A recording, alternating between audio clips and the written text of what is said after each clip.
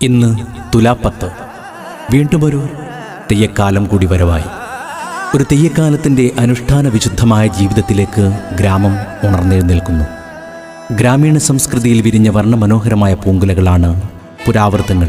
സാന്ത്വനമായി വഴികാട്ടിയായി അവ നമ്മുടെ ജീവിതത്തിന് തുണ നൽകുന്നു. ഇനിയുള്ള രാവുകൾ സന്നിധിയിൽ നിലാവ് ചായം തൊടും. നീണ്ട കാത്തിരിപ്പിന് ശേഷം ഇഷ്ടദേവതകളെ കാണാനും അനുഗ്രഹം വാങ്ങാനും കാവുകളിലും തറവാടുകളിലും ഭക്തജനസാഗരം ഒഴുകിയെത്തുകയായി.